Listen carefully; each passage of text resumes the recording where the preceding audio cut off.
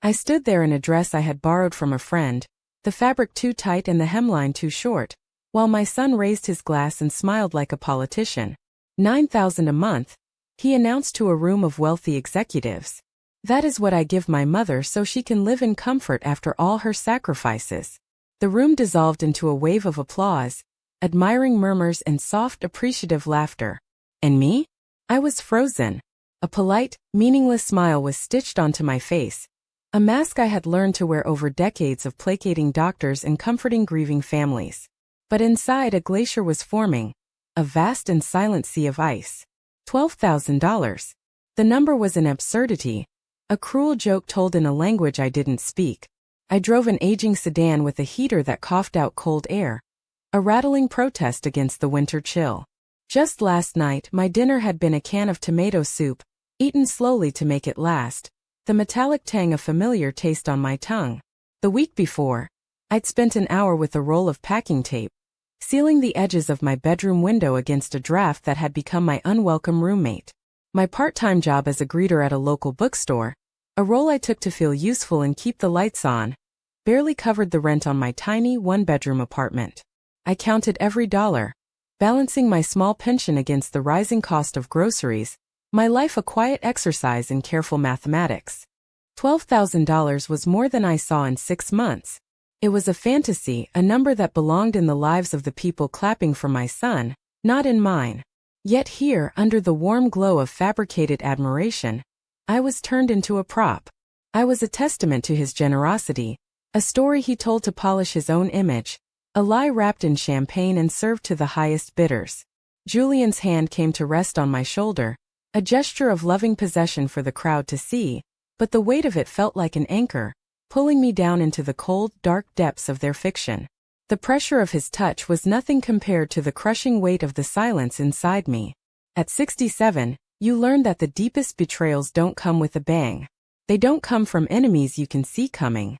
They arrive in a tuxedo with a loving smile, from the child you once rocked to sleep, the boy whose scraped knees you bandaged, the young man whose college tuition you paid for by working double shifts until your feet were numb and your spirit was a threadbare cloth. And then through the blur of polite, smiling faces I saw her.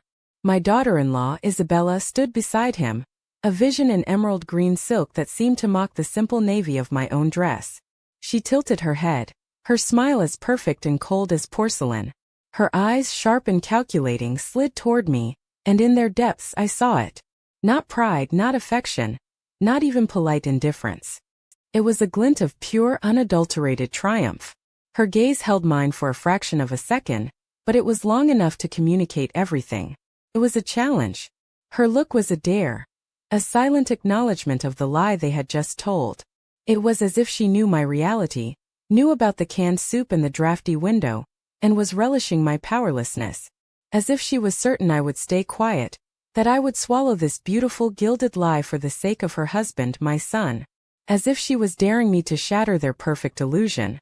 A woman with diamonds at her throat leaned toward me, her voice a breathy whisper. "You must be so incredibly proud, Eleanor. Julian is such a devoted son." I felt the smile on my face tighten, a painful stretch of muscles holding back a tidal wave of truth. My heart hammered against my ribs, a frantic, trapped bird. I could only nod, the motion stiff and unnatural. What could I say? Could I tell this stranger that my son's devotion was a performance, a carefully crafted piece of theater for an audience of investors and socialites? Could I explain that the comfort he spoke of was a phantom, a ghost that haunted my chilly apartment but never materialized? Silence was the only currency I had left, the only shred of dignity I could cling to in a room built on beautiful, expensive lies. But as Isabella's triumphant gaze lingered on me, a new feeling began to stir beneath the shock and the humiliation. It was a cold, quiet anger, the kind that doesn't shout but hardens. They had not just told a lie. They had stolen my truth, erased the reality of my life, of my quiet struggles and my small, hard-won victories. They had turned my sacrifices into a punchline for their own grand story. They believed they had silenced me, but they had only given me a reason to find my voice. And I knew, with a certainty that cut through the noise of the applause, that this was only the beginning. What happened next would not be silent, and it would not be a lie. I excused myself from the circle of executives with a murmur about needing some air, my voice sounding thin and foreign in my own ears. The walk across the marble floor was the longest of my life. Each click of my sensible heels against the polished stone felt like a judgment. I could feel their eyes on my back, the gazes of the wealthy and powerful, assessing the mother of the great Julian Vance, the sainted woman who was showered with $12,000 a month. They saw the simple dress and probably thought it was a charming affectation, a sign of old money humility rather than the simple truth of my budget. I didn't look back. If I had, I was afraid they would see the lie written all over my face. The December air on the terrace was a welcome shock, cool and clean against my flushed cheeks. I gripped the stone balustrade, my knuckles white, and pulled the air deep into my lungs, hoping it would wash away the shame that had settled in my chest like a layer of ash. Below me, the city of Houston blinked in the distance, a sprawling galaxy of sharp, cold lights. 1,000 windows reflecting success, while the window in my own small apartment reflected only exhaustion and a view of a brick wall. I left the party without saying goodbye to my son. I couldn't face him, couldn't bear to see the self-satisfied gleam in his eyes or hear another perfectly constructed sentence about his devotion. The drive back to my apartment was a long, rattling journey through empty streets. My old sedan protested every pothole, the engine whining a familiar complaint against the cold. The heater, true to form, coughed out a weak, useless stream of cool air, forcing me to pull my thin coat tighter around my shoulders. The applause from the ballroom still echoed in my head, a cruel, mocking soundtrack to my reality. $12,000 a month, so she can live in comfort. After all her sacrifices. Each phrase was a fresh wound. The sacrifice wasn't the double shifts I'd worked as a nurse. The sacrifice was my truth, offered up on a silver platter to feed his reputation. Climbing the 3 flights of stairs to my unit, my legs ached with a weariness that went bone deep. I stepped into the silence of my apartment, the air still and cold. The walls were thin enough to hear my neighbor's television, the carpet worn in a path from the door to the kitchenette. The smell of old paper and the faint, lingering scent of last night's tomato soup greeted me like old friends. I slipped out of the consignment dress, the silk feeling like a costume for a role I had never auditioned for, and hung it carefully back in its plastic garment bag. I pulled on my favorite worn cardigan, the wool soft and familiar, a comforting weight against the chill that had settled deep inside me. On the small table next to my worn armchair sat a stack of bills, neatly arranged in the order they were due. Electricity, rent, the car insurance payment that was already a week late. Each one was a small, insistent reminder of my real financial world, a world measured in single dollars, not thousands. I sat down, the floral pattern of the armchair faded beneath me, and opened my laptop. The screen glowed in the dim light, casting long shadows across the room. My hands trembled slightly as I typed in the password to my online banking portal. A part of me, a foolish, desperate part, held onto a sliver of hope. Maybe it was a misunderstanding. Maybe he'd set up some account I didn't know about. A trust that deposited money I'd never seen. Maybe the lie he told was, in some strange, convoluted way, a truth I just hadn't discovered yet.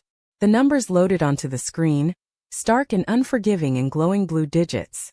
There were no mysterious deposits, no hidden accounts, no $12,000 windfalls. My checking account held a pitiful $317.42. My savings account, the one I tried to feed with $5 or $10 when I could, held just over $1,000, the sum of a lifetime of careful frugality. The truth was there, plain and brutal. My son had built his reputation on a lie, and I was the body he had draped it over. Sleep did not come easily that night. I lay in bed staring at the water-stained ceiling, my thoughts turning in endless, agonizing circles. Memories came back uninvited, sharp and painful. Julian at 5, sitting on my shoulders at the county fair. His laughter a bright, pure sound as he pointed at the Ferris wheel. Julian at 18, clutching his acceptance letter to a prestigious university. His eyes full of dreams that I had promised myself, and him I would help him achieve. Julian at 25, standing in my old kitchen, asking for my savings to start his first business. His voice full of a desperate, infectious hope. I had given him everything. Every extra shift, every hoarded dollar, every ounce of strength I had. I had mortgaged my future for his.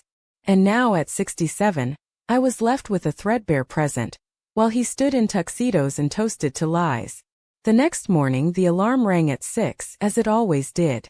My body ached but my mind was alive with something new. Something that tasted like cold steel. I drove through the empty streets to the bookstore, where the smell of coffee and old paper was a small comfort. The routine of unlocking the door, turning on the lights, and arranging the new arrivals display was a familiar rhythm that steadied my hands. Around 10, Brenda arrived for her shift, bustling in with her usual cheerful energy, a bright red scarf wrapped around her neck. Brenda had managed the bookstore for 20 years, and she had a way of seeing through nonsense that was both terrifying and comforting. She took one look at my face and her smile softened. "Long night, Eleanor?" she asked, her voice kind. I tried to smile back, but the effort felt monumental. Something like that. The words tangled on my tongue. I wanted to tell her everything, to let the whole ugly story spill out. But shame was a powerful gag. Instead, I straightened a stack of biographies, my hands moving automatically. "Brenda," I began, my voice barely a whisper. "Let me ask you something. Hypothetically." She leaned against the counter, her expression patient. "I'm good at hypotheticals. Say a person, a grown child, stands up at a party, and he tells everyone he gives his mother a lot of money every month. A huge amount. But the mother, she's never seen a penny of it. Not once. What would you call that?" Brenda didn't answer right away. She studied my face, and I saw the kindness in her eyes sharpen into something else, concern and a flash of fierce intelligence. She pushed her reading glasses up her nose. "That's not a hypothetical, is it, honey?" she said gently. When I didn't answer, she sighed, not with pity, but with a weary sort of anger on my behalf. "You call that a few things, none of them good. If he's claiming you as a dependent to get a tax break on that money, you call it tax fraud. If the money is real, and he's putting it somewhere you can't get it, like an account in his wife's name, you call that theft." The words hung in the quiet air of the bookstore, heavier than any book on the shelves. Fraud. Theft. They were ugly words, criminal words. Words that felt a world away from the son I had raised. But they fit. They fit the cold triumph in Isabella's eyes, the casual confidence in Julian's voice. This wasn't a misunderstanding. It wasn't a mistake. It was a plan. A cold, calculated plan that used my name, my life as a tool. Brenda touched my arm, her grip firm and grounding. "Eleanor, if this is happening to you, you can't stay quiet. This is how they get away with it. They count on the shame. They count on the silence." I looked around the small, quiet bookstore, a sanctuary filled with stories of heroes and villains, of truth and deception. For the first time, I realized I was living inside one of those stories now. The lie told in the grand ballroom was not the end. It was the beginning. And I would not be the silent, tragic mother in this tale. I would be the one who turned the page. Brenda's words, fraud and theft, echoed in my mind long after I left the bookstore. They were no longer hypotheticals, they were a diagnosis. As a nurse, I had spent a lifetime looking for the root cause of an illness, not just treating the symptoms. The humiliation I felt at the gala was a symptom. The lie was the disease, and I needed to understand how far the infection had spread. My anger, which had been a cold, shapeless thing in the dark of my apartment, was now beginning to find a focus. It was a hardening resolve, a quiet determination to seek not revenge, but the simple, unvarnished truth. The public library, with its hushed corridors and the gentle scent of aging paper, became my sanctuary. I sat in a corner corral, the low hum of the fluorescent lights a steady companion, and began to search. I typed the words Brenda had given me into the search bar. Elder financial abuse in Texas. Claiming a parent as a dependent. Tax fraud. The words that came back were heavy with law, formal and intimidating, but they were clear in the way that only facts can be. I read about filial responsibility, about the legal definition of support. And then I found it, the sentence that made the air in my lungs go still. To claim a parent as a dependent for tax purposes, the child must provide more than half of the parent's total support for the year. More than half. I did the math in my head, a quick, brutal calculation. My small pension, my meager wages from the bookstore. The total was laughably small, but it was all mine. Julian hadn't given me a dime. The $12,000 a month he claimed to give me wasn't just more than half my support. It would have been nearly all of it. The lie wasn't just an exaggeration. It was a carefully constructed fiction designed to satisfy a legal definition. This wasn't just a son puffing out his chest. This was a calculated strategy. And as I stared at the government website on the screen, a memory surfaced, a small inconsequential detail I'd overheard Isabella mention on a holiday phone call months ago. "Don't book anything for me on Tuesday mornings, darling. That's my time. Yoga at 9, spa at 11. Non-negotiable." A plan began to form, not a vengeful one, but a necessary one. A quiet, methodical plan like preparing a sterile field for a procedure. I knew I needed more than a feeling. I needed proof. That Tuesday my heart hammered against my ribs with a nervous rhythm I hadn't felt in years. I drove to their neighborhood, a place of manicured lawns and silent, imposing houses that seemed to hold their breath behind sculpted hedges. In the backseat of my car was a dusty cardboard box filled with old family photo albums. Their weight felt both real and symbolic, a collection of genuine memories I was about to use as a key to unlock a false present. I pulled up to the gate, my old car looking like a stray mutt in a kennel of show dogs. The housekeeper, Sophia, opened the door. She was a small, kind woman with worry etched into the lines around her eyes, a quiet observer in a loud, careless house. She looked surprised to see me. "Mrs. Vance," she said, her voice soft. "Is everything all right?"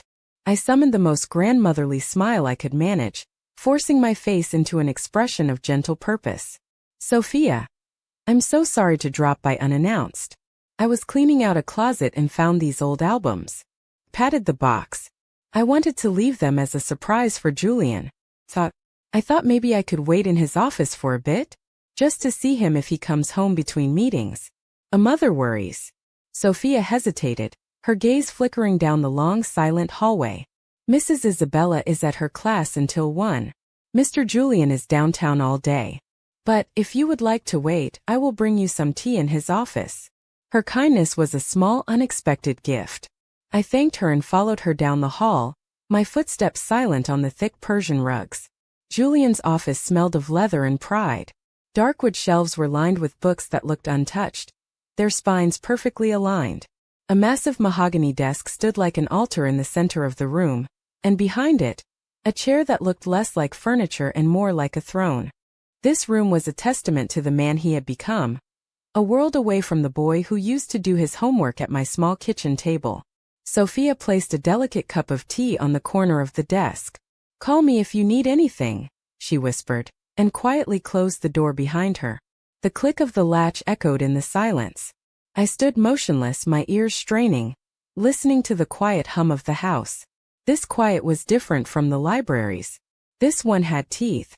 It waited, daring me to move. Taking a steadying breath, I took out my phone and set it to camera mode.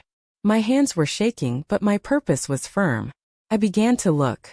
Not frantically, but with a strange, respectful deliberation. This was still my son's home. On the corner of the desk, next to a stack of mail, sat an open checkbook. The register told a story the gala had only hinted at. Every month a neat, methodical entry. A check for exactly $12,000. But the name written on the line was not mine. It read Devereaux, Isabella's maiden name. My breath caught in my throat. It was real. The money was real and it was going straight to her. My gaze fell on a manila folder sitting in a tray, labeled simply Taxes 2025. My fingers felt numb as I opened it. Inside, on top of a stack of documents, was a letter from a high-end accounting firm. I scanned the text, my eyes snagging on my own name.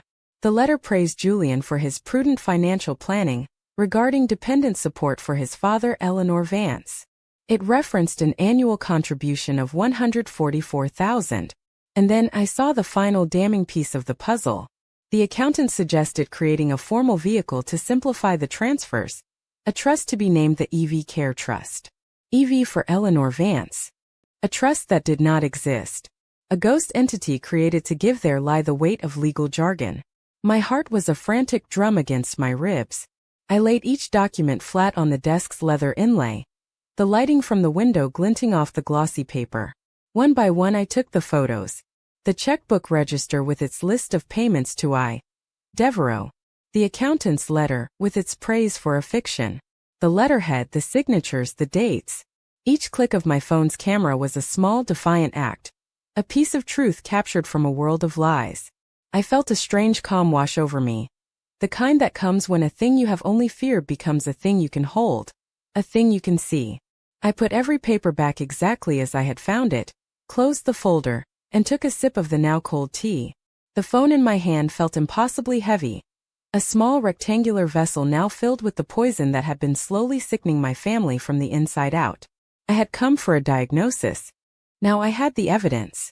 Here is the fourth section of the story, building on the tension and discovery of the previous chapter. The final click of my phone's camera shutter felt like a gunshot in the silent, cavernous office. I slid the phone into my purse, my hand closing around it like a precious, dangerous stone. A wave of adrenaline and a dizzying sense of accomplishment washed over me. I had it. The proof, the cold, hard facts were now mine.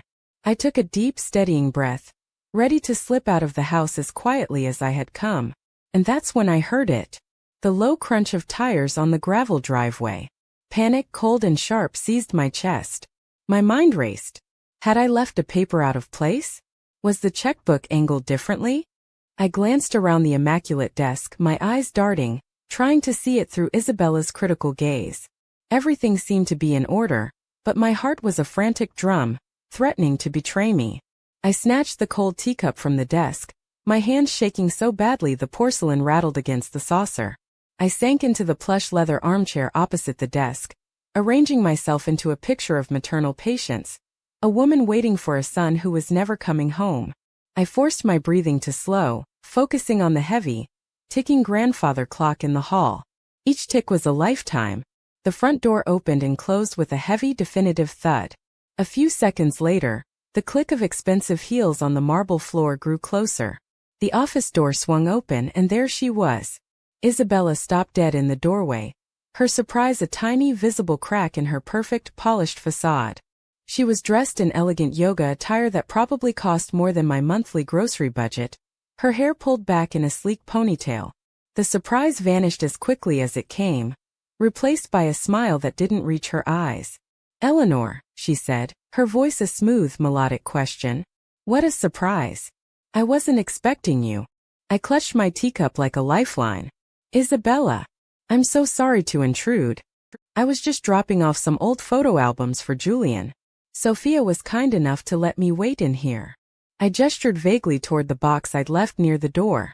Her gaze swept the room, quick and sharp, missing nothing. It lingered for a fraction of a second on the tax folder in the desk tray before moving on. "Of course," she said, gliding into the room. She didn't sit, but instead stood behind the grand desk, placing her hands on the back of Julian's throne-like chair. The pose was proprietary, a queen surveying her domain. "You look a little pale, though. Are you feeling all right? You seemed so tired at the gala the other night." It was a probe, a gentle jab to see how I would react. I saw the strategy immediately. Paint me as a frail, confused old woman. "I'm fine, thank you. It was just a late night." "Was it?" She tilted her head, a gesture that was meant to look sympathetic but felt predatory.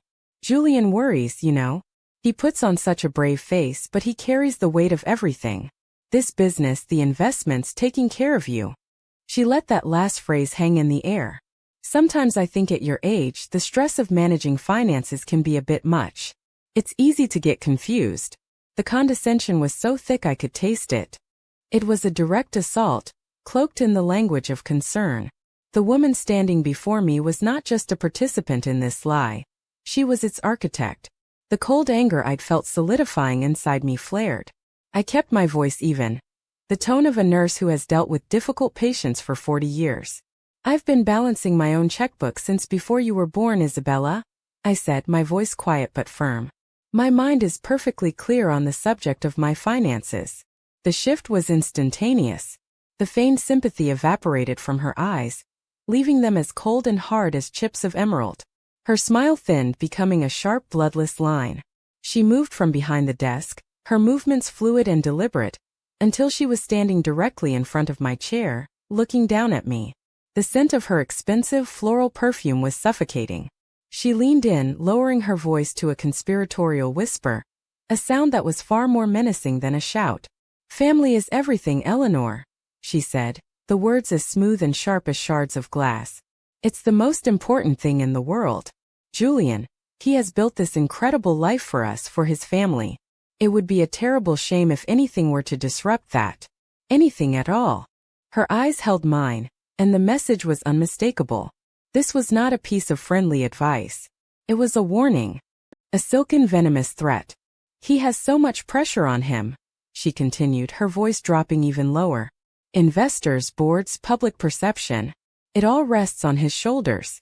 A man in his position needs peace at home. He needs to know that his family is united, that they support him quietly. The word quietly was the final turn of the screw. She straightened up, her polished smile returning as if it had never left. You should get some rest, Eleanor. Trust us. We are taking care of everything. You don't need to trouble yourself with the details. She turned and walked out of the office, her heels clicking against the marble with a sound of finality, leaving me alone in the silent, opulent room. The air was thick with the echo of her threat. I sat there for a long moment, the teacup trembling in my hand. The adrenaline from my discovery had been replaced by a chilling clarity. I had come here looking for evidence of a financial lie. But I had found something far more dangerous. I had found the mind behind it. I had seen the cold, ruthless determination in Isabella's eyes. She wasn't just protecting her husband or their lifestyle. She was protecting her own elaborate scheme. The checks to Devereaux, the fake trust, the lies, this was her creation. And she would do anything to keep it from being exposed. I stood up, my legs feeling unsteady. I picked up the box of photo albums, the smiling faces of a younger Julian and a happier version of myself staring up at me. The irony was a bitter pill. I walked out of that house, leaving the box of genuine memories in a place built on deceit. The mission had been a success, but the victory felt hollow. I had the proof I needed, but I also knew with a certainty that chilled me to the bone, that I was no longer just investigating a lie. I was facing an enemy, and she had just made it perfectly clear that this was a war she intended to win. Of course. Here is the fifth section, where Eleanor begins to build her team. I drove away from that marble and glass palace with my hands clenched so tightly on the steering wheel that my knuckles were white. The veiled threat from Isabella echoed in the car, a chilling counterpoint to the triumphant hum of the digital evidence stored on my phone. One was a feeling, the other was a fact. For the first time I understood that to fight the former, I would need to arm myself with more of the latter. The world of whispers, veiled threats, and polite, smiling lies was Isabella's battlefield. I needed to find my own. The drive home felt different. I wasn't just escaping a place of humiliation anymore. I was a fugitive carrying stolen truth. The city lights blurred past my window, and in their reflection, I saw the face of a woman I barely recognized. No longer just a retired nurse, a quiet widow, a bookstore greeter. I saw the beginnings of a fighter, a woman who had been pushed from the quiet comfort of her life into a cold, unfamiliar war. The fear was still there, a cold knot in the pit of my stomach, but it was now joined by a grim, unfamiliar resolve. Isabella thought she had intimidated me into silence. She had no idea she had just given me a reason to shout. Back in my small, quiet apartment, the evidence on my phone felt like a ticking bomb. I knew I couldn't carry it alone. My mind sifted through the faces of my past, searching for someone who lived outside the gilded cage my son had built. And then a name surfaced from the depths of my memory, a name synonymous with integrity, a name my late husband had spoken with deep respect. Arthur Kensington. Arthur had been my husband's friend since they were young men, a lawyer from an older school of thought, one who believed the law was a shield for the vulnerable, not a weapon for the powerful. He was semi-retired now, a man who preferred his dusty law books and quiet garden to the slick, merciless world of corporate law. He was sharp, kind, and possessed a mind that could cut through nonsense like a hot knife through butter.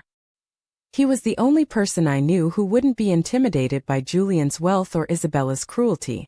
My hands trembled as I looked up his number. We met the next afternoon at a small, unassuming coffee shop downtown.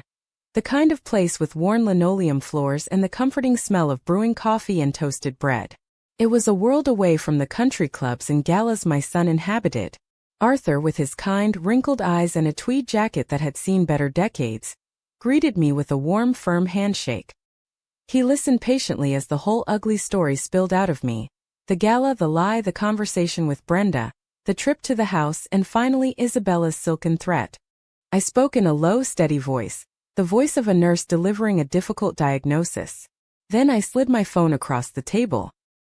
He put on his reading glasses and scrolled through the photos I had taken, his expression growing grimmer with each image. He looked at the checkbook register, the accountant's letter with its mention of the Phantom of Care Trust. His brow furrowed in concentration. When he was done, he set the phone down and looked at me, his gaze full of a sad, quiet anger. "Eleanor, this is worse than you think," he said, his voice a low rumble. "This isn't just a family dispute over money. This is a calculated, premeditated series of crimes. Brenda was right. It's tax fraud clear as day. They're claiming a massive deduction for support they never provided. And the checks to Isabella under her maiden name, that's theft. It's a classic money laundering technique, moving funds to make them appear legitimate.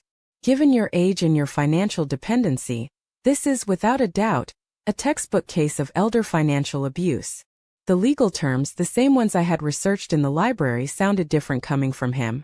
They were no longer abstract concepts. They were stones being laid on a path to a courthouse. "What do I do, Arthur?" I whispered, the weight of it all threatening to crush me. He reached across the table and patted my hand. "First," he said, his voice firming with purpose, "you will not confront them. Not a word. Don't give them the chance to destroy records or concoct a new story. Second, you will start a log. A notebook. Write down everything you remember, starting with the gala. Dates, times, exact words. Write down what Isabella said to you yesterday. Every detail matters. And third, you will back up these photos in at least 2 different places. From now on, we operate with the assumption that they will do anything to cover their tracks." He paused, his eyes sharp. "This is a fight, Eleanor. And it will get ugly. But you are not alone in it anymore." Leaving the coffee shop, I felt a strange mixture of terror and relief. The path ahead was dark and dangerous, but for the first time I could see it. Arthur had given me a map. That evening, as I sat at my kitchen table with a new spiral-bound notebook, ready to begin the log Arthur had instructed me to keep, my phone buzzed. The screen read, "Blocked number." My first instinct was to ignore it, assuming it was a telemarketer. But something made me answer. "Hello, Mrs. Vance." The voice on the other end was a shaky whisper, almost lost in static. I recognized it instantly. It was Sophia, the housekeeper. "Sophia? Is everything all right?" "No, Mrs. Vance, I am sorry to call. I shouldn't. But I cannot sleep," she rushed, her words tumbling over each other in a torrent of fear and guilt. "When you were at the house yesterday, I saw your face when you left. And then when Mrs. Isabella came home, she was different. Cold. She asked me questions about your visit. My blood ran cold." "What kind of questions?" "She asked where you waited, how long you were in the office. I told her I brought you tea. I think she suspects something." There was a pause, and I could hear her take a ragged breath. "Mrs. Vance, what they are doing is not right. I have seen the checks. Every month to Mrs. Isabella, under her old name. I have heard her on the phone, talking about a holding company, about moving money so it's clean. I don't understand all of it, but I know it is wrong. It is a sin." My grip on the phone tightened. This was it. Corroboration. A witness from inside their walls. "Sophia, you are taking a great risk by calling me," I said, my voice low and urgent. "I know," she whispered. "I need my job. I have a family back home I send money to. But my mother, she is old like you. If someone did this to her, I could not live with myself if I stayed silent." Her voice broke with a sob she quickly stifled. "I will not go to the police. I am too afraid. But if you have a lawyer, a safe person, I will sign a paper. I will write down what I have seen. If it can be done without them knowing it was me, I will do it." Tears welled in my eyes, not of sadness, but of overwhelming gratitude for this small, brave woman's courage. I promised her I would protect her, that my lawyer would find a way to take her statement discreetly, that her name would be shielded for as long as possible. When I hung up the phone, the quiet apartment no longer felt empty.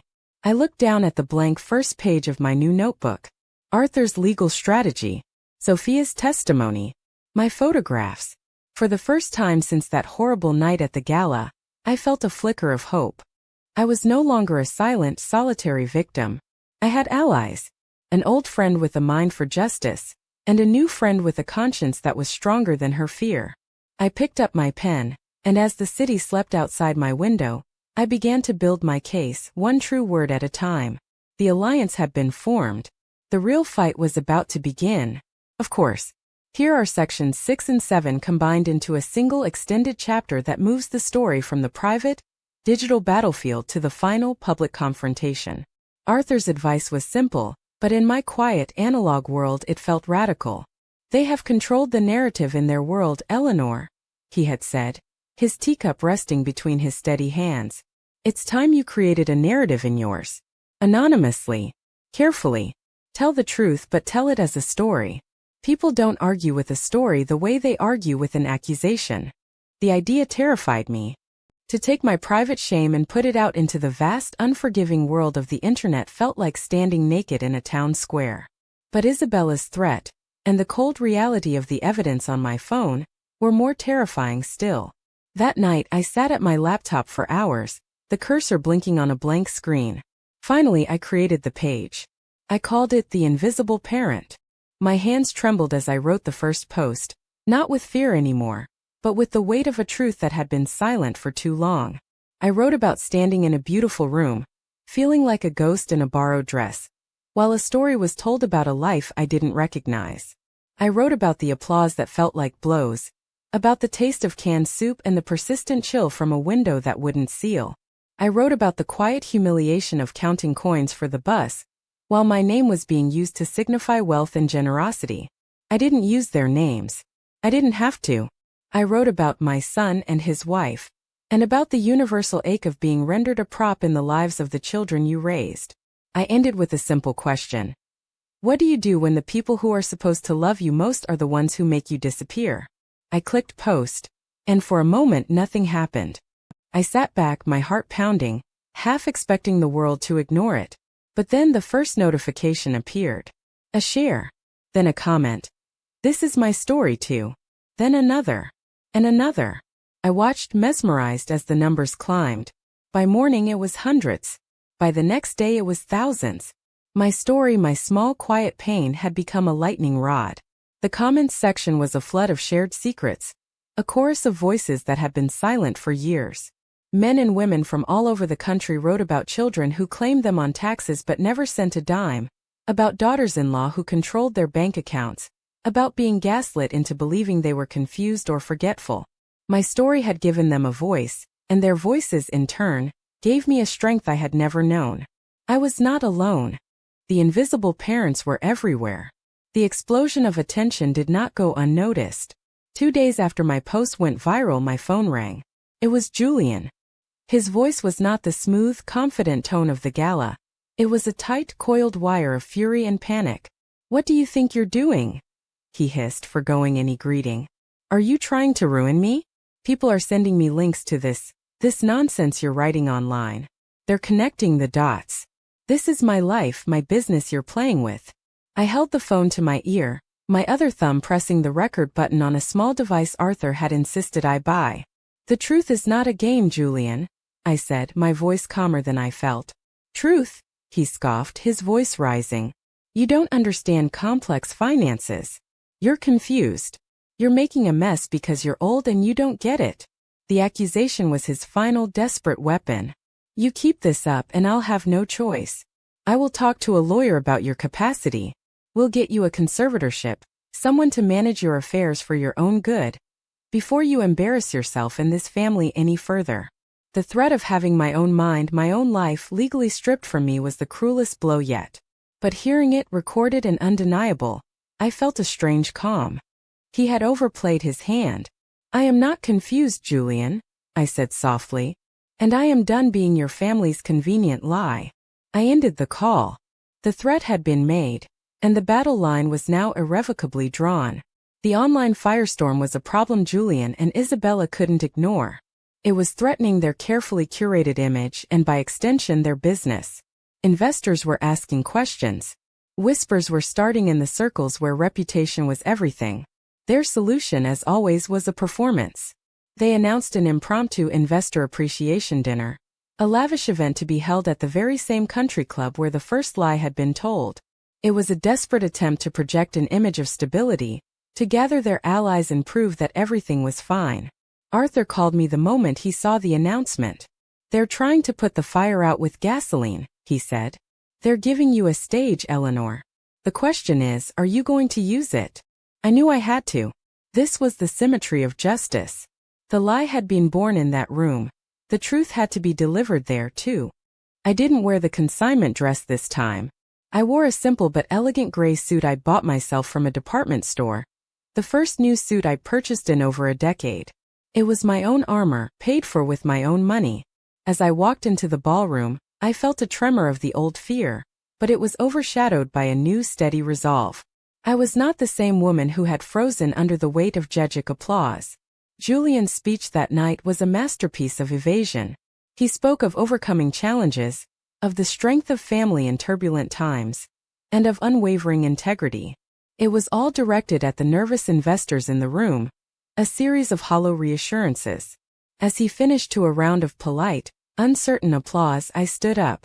A hush fell over the room as I walked, slowly and deliberately, toward the small stage. I could feel Isabella's stare like a physical blow. Julian's face was a mask of disbelief and fury. I took the microphone from the stand. My hand was perfectly steady.